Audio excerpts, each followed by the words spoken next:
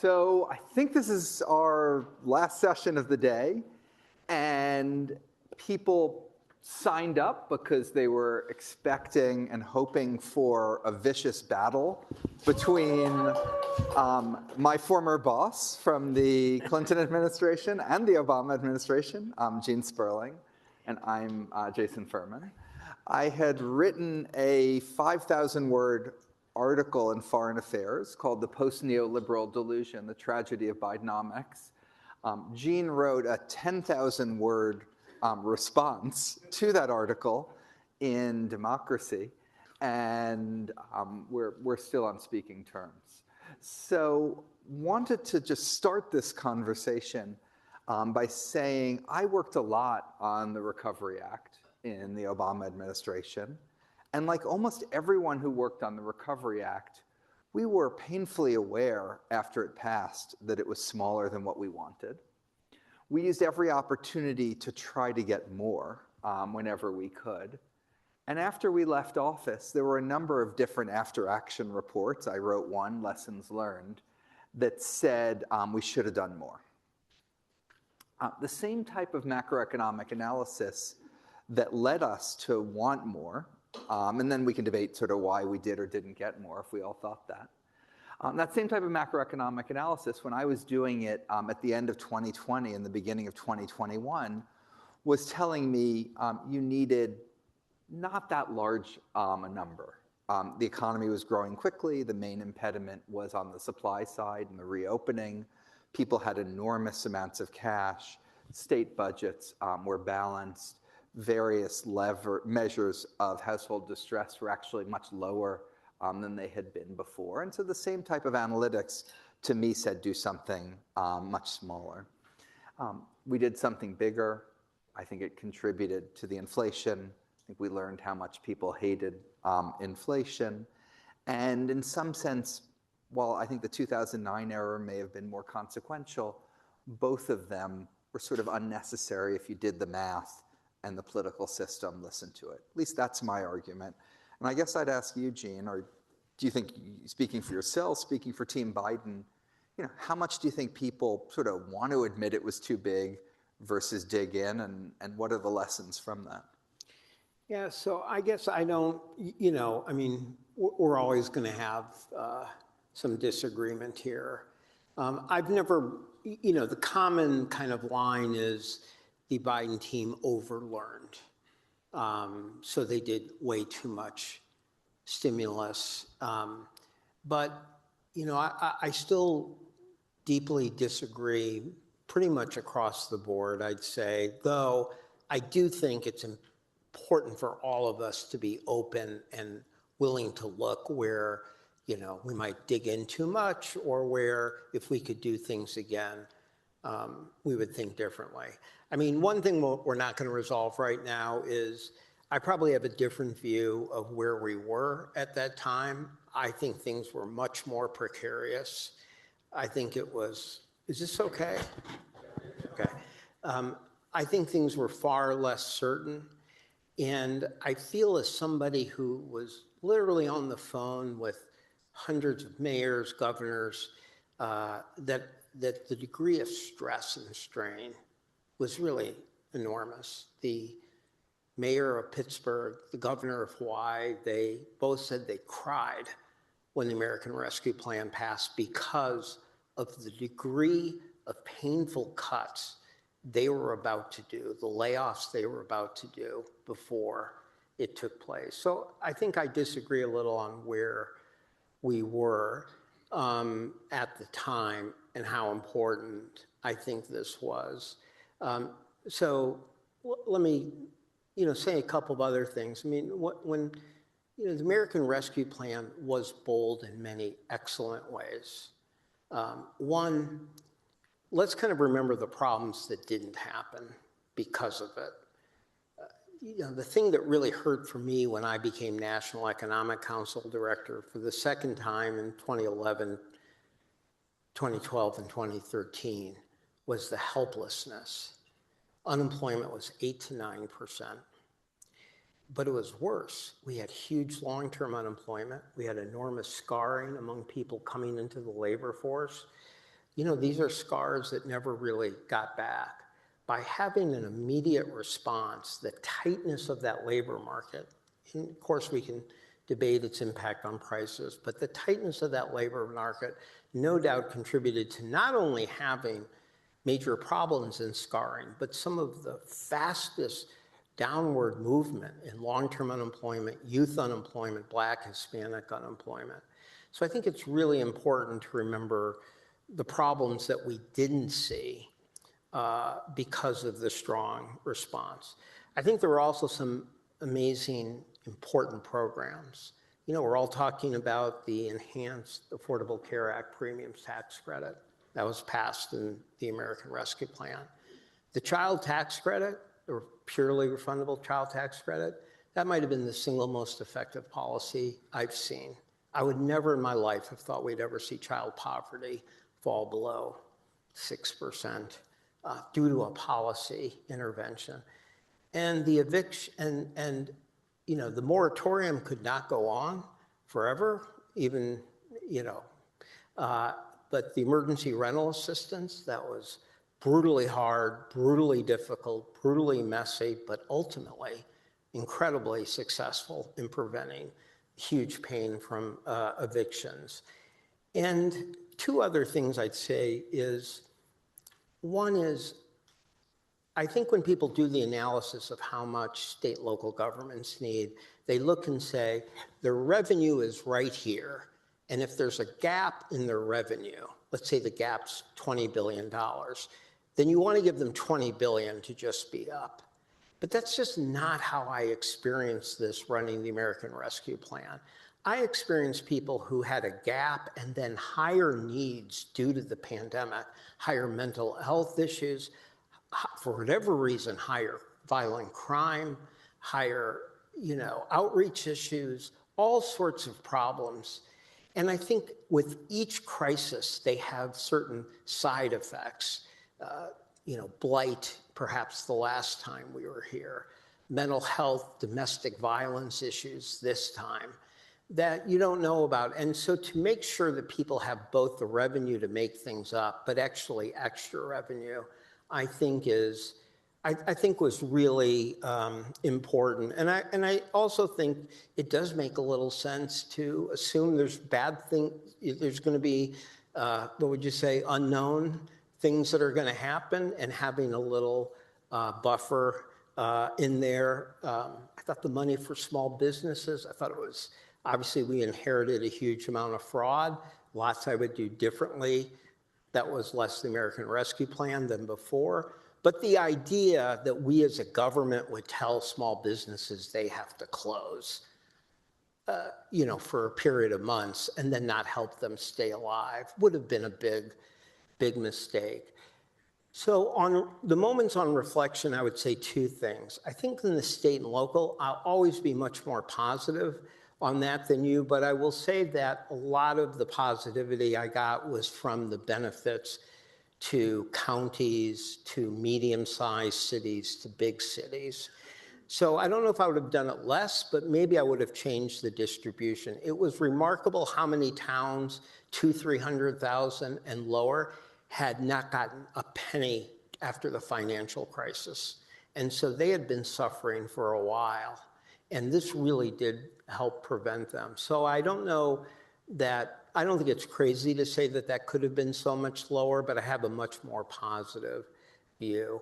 I think that what I will say, Jason, is that none of us had really lived through the kind of negative impacts of that type of inflation. Now, again, I think that inflation existed everywhere in the world. I don't think the impact was consequential politically or economically, even if it was, I will end up saying 1%. I'll say 1% to 1.5%. You'll say 3 to 4. We'll differ on that. I don't know that it would have made as great of a difference, but I think we've all learned what that impact is and how much the public discounted the amazing accomplishments in terms of growth and jobs and unemployment just because of prices. So would I think a future administration be more sensitive to that? I would say yes. And then I guess the last thing I'd say is I felt that, I would always say when you're in the American Rescue Plan, you'd get one phone call that would say, you're spending too much money. Jason Furman and Larry Summers say you're spending too much money, inflation's up. And the next phone call would say, the money's not going out quick enough. And you'd say, I want to kill myself. How can I be getting this criticism on both sides? I think that a lot of the American Rescue Plan did go out in a rather smooth way over a few years. And it did lead to, I think, dealing with problems. I think the thing we probably all have to think about were the cash payments given to people, because there were several of them. And a lot of them went to people who desperately needed it. A lot of them went to people who got help. And a lot of them went to people who hadn't had a day that they didn't work and actually had canceled vacations and gone out to dinner. And so is it possible that there were a group of people who maybe had more funds, still weren't going out to dinner and spent them on products that had semiconductors in? I think yes. I think you have to look at that. And I think, to me, it's one of the reasons why you want a strong, I call it an economic dignity floor, but a floor, because I think that the reason we gave the money, kept giving money to everyone, was a lot that we were worried about the people who would fall through the cracks. I don't know about whether giving all of that to the people who were making over 100,000 or never lost a day, whether that contributed or not. But I certainly think it would be, foolish to not be willing to look at that particular issue. But that's where I would have focused more, was that not targeted enough near the end for the size that it was being given? I guess there's a lot of things to say about the year 2021, but to address one of the broader things that concerned me about it is I teach economics. I'm a believer in sort of doing all the economic analysis and then trying to get as close to it through the political system as you can, and you often can't get as close to it as you would like. It feels to me that there was this groundswell of opposition to thinking about things in economic terms because it was neoliberalism. It overemphasized trade-offs rather than positive things. It nickel and dime stuff in ways that didn't let you do really big, ambitious stuff. It was the reason why Obama did this, that, or the other, terrible thing, et cetera. And that mentality led more to a, let's just do something really huge. The problem being, though, that the trade-offs are still there. So all the great state and local things you can talk about are still there, but you end up getting, higher interest rates or higher inflation. The hot economy was there on the wage side, but the hot economy was also there on the price side. And it's not obvious to me that it worked out well for real wages. And so that in general, some of this wasn't just overlearning the lesson on fiscal policy in particular, but was trying to be part of a new approach that didn't take trade-offs and quantification as seriously and had more of a political project, but then unfortunately you need to live with the consequences. Do you think you obviously don't think that's fair, but you can explain why. Well, look, I think on the fiscal side, we could go back and forth, but you would concede that, and of course, you're one of the people whose economic judgment I've respected the most my whole life, but I will also say that there are other people in the economics profession. You've seen Peter Orszag, you've seen Mark Zandi, you've seen other people who have not felt that size of the stimulus was the consequential issue. We both know that Larry predicted that it would take 10% unemployment, or 2 years of 7.5 years unemployment, or 5 years of 6% unemployment. I have that memorized. And that didn't take place. And so, I think some of that goes to, your view, and I understand the view that it had a major impact. And I think that if you thought, and I do think, right, I think if you were doing things before, having seen this, you would probably take a closer look. But I don't believe at the time that it was a rejection of economics. And I don't necessarily still believe, still agree that, that it was a major consequence. And I know you've done careful analysis on different elements, but, it is the case inflation was extremely high everywhere in the world, that heads of states suffered from that everywhere in the world. In fact, I can't think of one example of a post-pandemic head of state who did well. So, now here's one thing I will say very much in the spirit of this conference, can't we all get along? Which is, there's one thing that I've really not liked for a lot of my career, and I do see it often, and I've been on both sides, but it goes something like this. In order to kind of have a new vision or have new ideas, you have to not only criticize the kind of past ideas, but you almost have to caricature the past ideas. And so people get kind of vested into, almost as if we're politicians running for office and we have to kind of define, the bad guys so we can show the good guys. I think, I have seen that and I've been on both sides of it. I mean, it's a little hard for me sometimes when people just want to do one sweeping label for the Clinton administration. And I have to remind people, that the top rate was 31% the day Bill Clinton came in, and it went to 39.6%.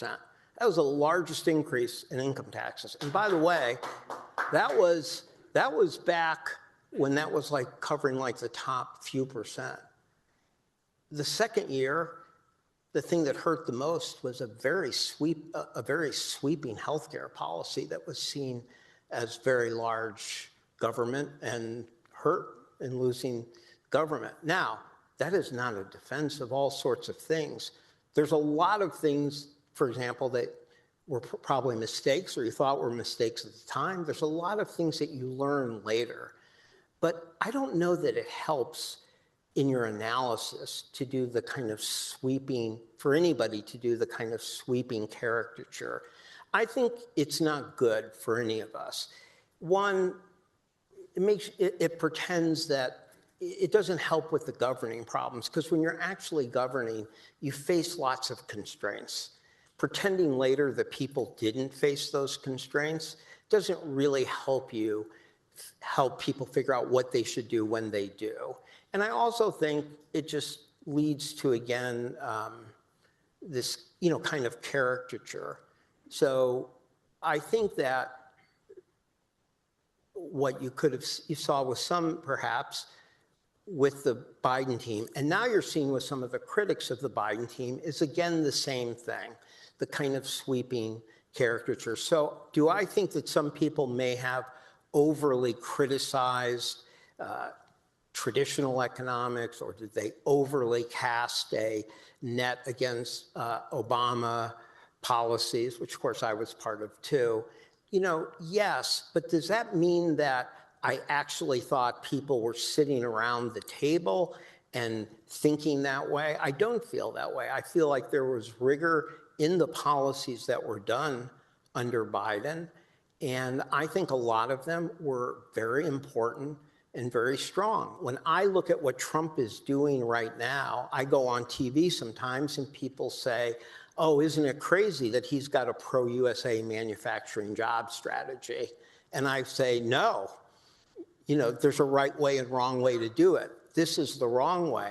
I actually think the Biden policy on chips, I think on electric vehicles, on the economic transition, were very much the right way. Not perfect, but with no votes to spare, pretty strong policy. And the fact that you lose the election doesn't necessarily mean they weren't good policies or that you don't want to learn from them going forward. So, I am not a big fan of when people say, let's call everything before it neoliberal policy and criticize it. And I'm not a big fan of the people right now who are trying to say everything that Biden did, just because you lost the election, was some kind of post-neoliberal policy that rejected all economic policy. I don't feel that's the way the National Economic Council ran. I think it still ran with rigor. I still think it was restricted by the limits of having incredibly tight majorities and passing legislation. But I don't have the feeling of, oh boy, we really went too far here or there. I thought the stuff Lena Khan was doing on non-competes, on, if you can get a subscription, you should be able to cancel it.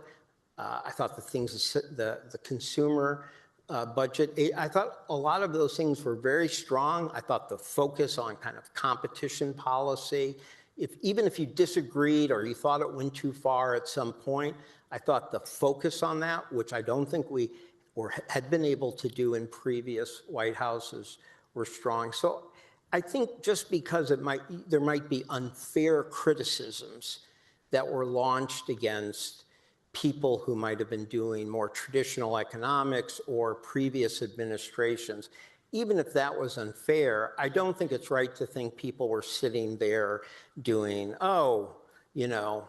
let's not find out what a rigorous economic analysis would be. And I think that somebody like Brian Deese, who we both admire and like, that's just not the kind of shop or analysis that they were running.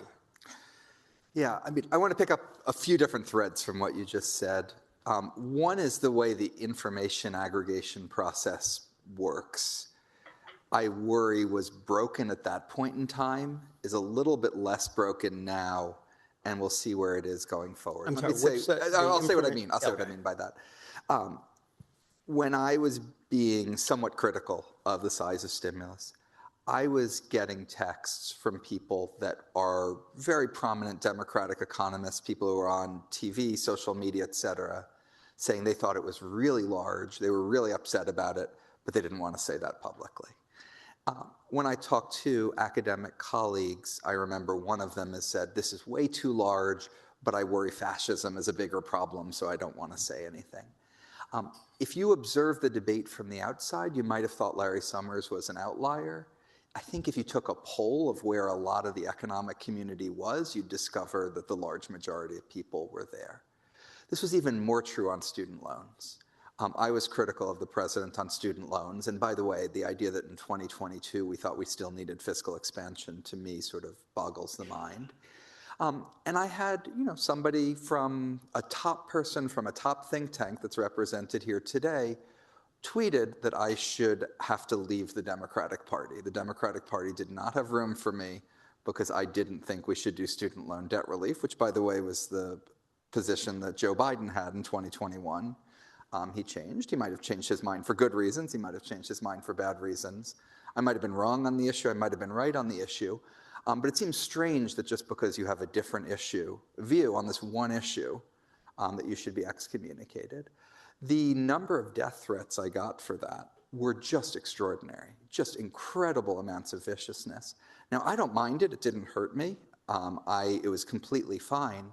But what that does is it intimidates other people. So I had at least a dozen people write me, some of whom are big experts on this topic, and say, Jason, I'm glad you said what you said. I completely agree with you. Here's another point you could make. But there's no way I'm going to go out there and have my head handed to me on it. And so just the way in which the debate operates, I feel like you're more likely to get to truth if more people say what they think. I'm not saying I know the truth. I'm not saying someone else knows the truth. But I worry, a biased aggregation process. And I worry it played a role in 2021, played a role in 2022. And I sort of ask all of us what we can do, both to give more permission to people that have a different view from us without turning it to 11, and then do a better job of sharing our own views rather than suppressing them. Because I think you'd get a better world. And that's what I tried to do with the article. To go to some of the substance, you brought up manufacturing. I think that, to me, that's a good example. And by the way, I want to make sure we have time because you have a terrific article in Democracy that I want to make sure we get to, To me, the project of restoring manufacturing wasn't a worthwhile project, and it was a project that failed. We lost manufacturing jobs at a faster rate in 2024 than we did even in 2025, despite the dramatic slowdown in jobs and despite the really disastrous set of economic policies we've seen under President Trump. What I think we can do, though, is have specific types of manufacturing. Making microchips in the United States, and I supported the CHIPS Act, to me is a very good thing for our national security and for our resilience. And that also gets to the trade-offs that if you're subsidizing one type of activity, you're going to get more of it, but you'll also get somewhat higher interest rates, somewhat more construction costs. You'll crowd out other types of activity. If the thing you're subsidizing is good for some reason, some type of positive externality, et cetera, then it's worth doing. We're going to have more microchips. We're going to have less of other types of manufacturing. It's not really an economic plan to help the middle class, but it's a terrific plan for American national security. I haven't seen sort of any proof that anyone has come up with some alternative. For a while, people were excited because manufacturing structures were up. That was pretty much the only manufacturing variable that went up to any degree during those years. So I don't know if you want to spend like a minute on this, recognizing that any amount of time you spend on this topic, I know unfairly you're going to lose on AI and your latest article, which I You don't think want to hear about. Tomasky's going to give me extra time to promote an article in Democracy Journal? So, I mean, listen, let me get to, I mean, you made some tough arguments there about people feeling, intimidated to say their views. I really do have to take exception to that. And I don't want I don't want to fulfill the desires of Mike by us like really going at it at each other. But I think what upset people was not people disagreeing. It was when it felt like trolling, when it felt like every time you went on TV, you were not hearing from the criticisms of your political opponents, but people like yourself, and that it's felt incessant, and it didn't feel like you were weighing the ideas, that it felt like it was like a kind of anti-Biden team that was, putting things out on almost a daily, weekly basis. I will tell you definitively, and you could prove this, that of the times I was asked to respond on TV, I would say 80 to 90% of the time it was to you and Larry, and 10% of the time it was to the Republicans. First of all, if you look at what I just said is true. No, that may be true. That may be true. Thanks. I mean, if you look at the set of things I said, first of all, I supported him on many of the major legislative initiatives, like the Inflation Reduction Act, strongly supported a larger child tax credit. If you look at my commentary, it's certainly true. If you do 90% positive, 10% negative, and you're a Democrat, the 10% breaks through. But it's not just that. The number of people who are sitting around and talking about how they couldn't say what they think. We know this is true on cultural issues. We know this is true on immigration. This was also true on economic issues. The number of people who felt, Jason, having nothing to do with me, Jason, that they just, Did people stop talking to you? No, it didn't hurt me. Didn't hurt me at all. I'm not saying it hurt me. But was anybody in the administration refusing to talk to you or not being friendly with you? No. The president would reach out to Larry to hear his views to himself. So, this is not a complaint about me. This is not a complaint about me. No. But I think what you want to make clear is this was not somehow that dissenters were being punished or not being heard. We may disagree, and if other people were saying those things to you, that's unfortunate, and I'm against that. And this was long before what you're talking about. This was in January, even before the president was sworn in, people texting, I don't like this, but I'm afraid to say something, or it will hurt my team, or I'll look bad in front of my friends. I think this is a problem we have, and probably a problem that, to some degree... See, look, Jason, even right now, you are bringing this up. You feel compelled to bring this up right now at a moment where we have a president of the United States who is literally threatening people's jail, criminal persecution, shutting down universities, shutting down law firms, and you think right now, yeah, this is, and you don't have any argument that I know of that anybody is from the White House or administration is doing that. No, and so why, but you feel like this is an important issue. If people in the kind of larger universe are doing that, I'm not for that. I think none of the people in the Biden White House are like that. This has nothing, I have no complaint about how the Biden White House handled me personally. None whatsoever. I think that would have been a better point to make at the start of your comment than right now. This was not about the This wasn't about the Biden White House. This is about the way in which this is this is about the way in which conversations are conducted on the left, and whether you try to be able to have people disagree when still getting along, and we agree on this, we disagree on that, or whether you try to impose purity tests. This wasn't about the Biden administration. This is frankly much more about social media. It's about the way certain think tanks speak and address things. And listen, on that, look, first of all, I've spent a lot of my time in government being somebody who half the people thought was way too left, and then other people thought was still part of the establishment. So I feel for you. I've received it a lot myself. I still do. But look, and this is going to, I think, what Mike Tomasky is doing here. I want to support you on the following. I don't believe in the caricature that goes on. I think it's unfair. I also think it's not good for policy development. I have a little bit of a saying that goes, any tough issue in life can probably be solved if you can relax one constraint. But in real life, you don't get to relax any constraints, So, when people say, you should have done this, but, you needed 60 votes and you only had 50, it's nice to write the op-ed. But it doesn't matter how many times people write the op-ed, you're still in that White House and you can't get 51 votes.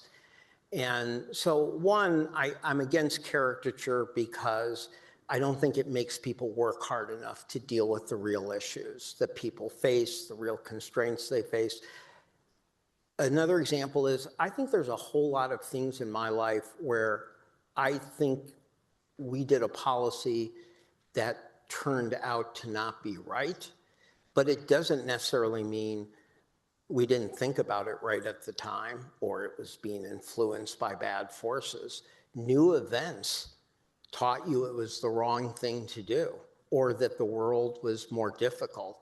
And so I think sometimes people are afraid to acknowledge they're wrong because they think it's going to be an indictment of their past decision-making, when we should all be encouraged to say, it was the best we could do at the time on the information, but now we know better and there's a different policy.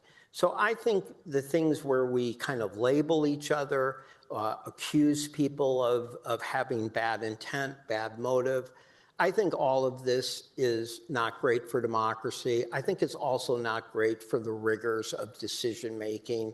And so on that, I agree with you. I think that's a little bit of the theme of this conference. And it disturbs me sometimes to now see with President Biden's loss that it becomes kind of a Rorschach test for everybody to just be for the policy they were before. When for myself, I think it's really, makes me reflect on different things, and I'm still reflecting on what we might have done differently. But I don't, so I understand your comments about the world, and I'm with you. I'm for open exchange.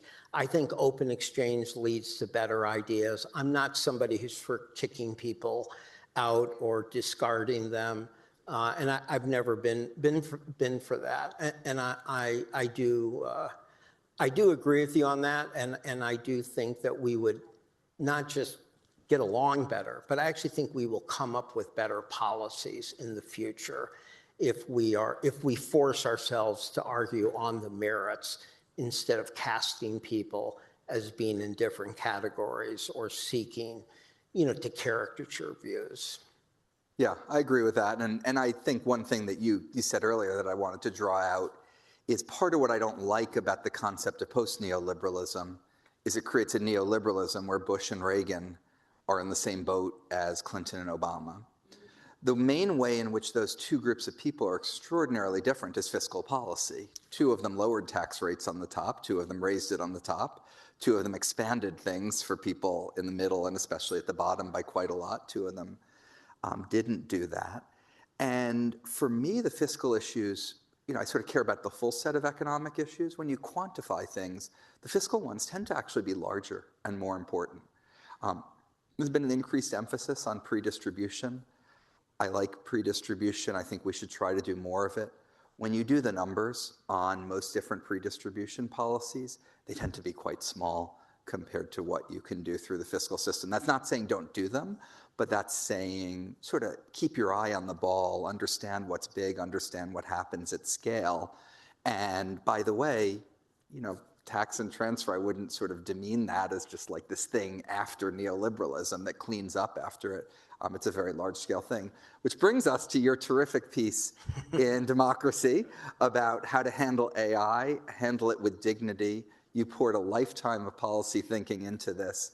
Thought it was amazing. Do you want to just take a little bit of Michael's time to tell people about it and about your new lab for promoting economic dignity, or whatever the exact name is? Well, thank you. I've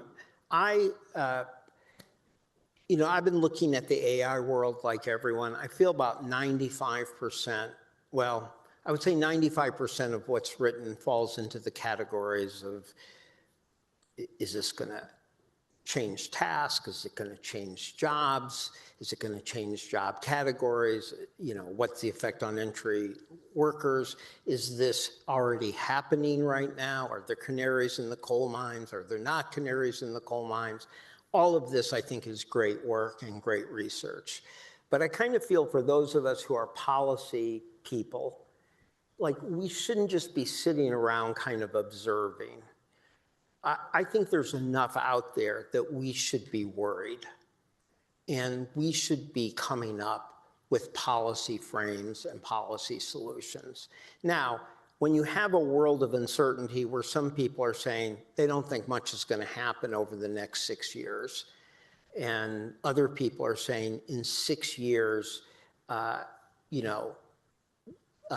won't be a need for, half of all jobs will be wiped out. That's a pretty broad range to do policy. And I get that. But what I tried to do was say, shouldn't we start working and planning now? And let's do a couple things. One, if you're doing a policy roadmap, you need to know what your destination is. You need to know what your goal, what's your ultimate aspiration for economic policy. And then if you know that, you can start developing policies that move in the right direction, but they could be modulated. They could be sped up if things are getting worse. They could be slowed down. So for me, when I wrote my book, when I wrote my article in Democracy Journal 7 years ago on economic dignity, which, thank you, Democracy Journal, led to Random Penguin Press offering me to do a book. At that time, I was contemplating the AI and what that would mean. And to me, I thought, this goes to what Nick likes to say, that not only is GDP not the right metric, but that we have to ask for every metric, what is the ultimate? What does it mean? What does that metric serve in terms of human well-being? So I did the difficult task, and it's most difficult for us as policymakers to actually do something that's non-quantitative, of defining what economic dignity for all meant. And I defined it as the ability to care for family, but while being able to be there for life's most universally treasured moments. And 2, to be able to pursue purpose and potential and have first and second chances to do so. And the 3, to be able to contribute in the economy with respect and free from domination and humiliation. And I didn't do that over a month or a year. I thought about that for a decade, that those were the three definitions of economic dignity. When I look at AI, I see not a lot of specific proposals, and I see two big proposals always coming, which is universal basic income and universal basic capital. And they both have one thing in common. They try to raise a sum of money from the excess productivity or revenues and then distribute it equally to everybody, whether it's capital or income, irregardless of circumstances, of work, of contribution, and worst of all to me, to remedying today's great ills. So I wanted to say there should be a bold, progressive framework that is not UBI or UBC. And to me, I defined it Universal Economic Dignity Compact as the goal. And to make it more concrete, I said, one, we should focus on what I call double dignity jobs. Two, creating a true economic dignity floor. And three, making sure we're not leaving people behind in change as we have so painfully done with factory communities over the last several decades in our country. And I could go on, and I don't want to take more time than we are, but I will just say the following. Sometimes when you were against something like UBI or UBC, it looked like you weren't being bold. But I wanted to say, look at the bold things you could do with a more targeted policy. So for example, UBI tends to cost proposals tend to be over $3 trillion a year. But just do the math. You could fund or subsidize 20 million new jobs at 75,000 a year for half of that. You could give a child allotment of huge refundable child tax credit or child care for people of $10,000 per young child. You could do all those things and be dramatically lower. Those are not less bold. But the difference is that rather than giving funds to everybody, I look at the world and I see a world where people don't have economic dignity because we don't fund millions of jobs that could provide economic dignity to people. You know, for many of us who have a relative who, may have a, very disabling case of autism, to see my first cousin never work or travel again for 20 years, and there be no funding to help her. That cost her a job and a career. Why is there not somebody there for her? Why is that job there? That is a missing job to me. That is a real job that somebody could do that could be meaningful, dignified, and give a lot of dignity to my cousin's family. And I look and I say, when you look at all the jobs that aren't there, that there are millions and millions of what I call double dignity jobs.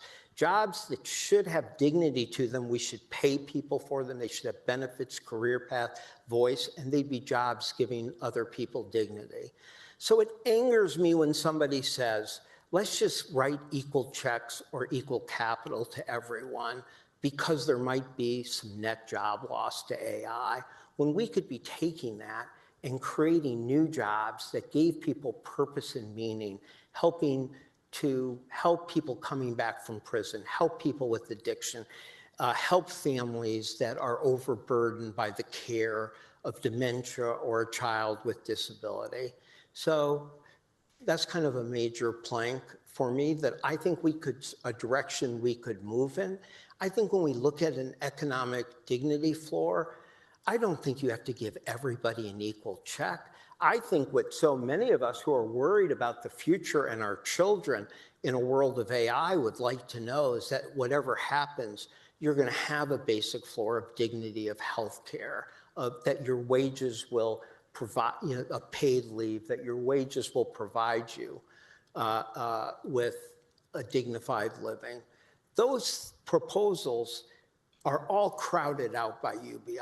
They're all crowded out. So I'm saying let's do a targeted frame, and let's start thinking about, in the case where there is massive job disruption, and even if this is the first time in history that we actually have less jobs demanded, isn't there a response we as progressives that could do that could actually firm up an economic dignity floor and still rely on the values of work and economic contribution and meaning and purpose? So that is the idea behind the Economic Dignity Compact that's for AI that's in Democracy Journal as of today.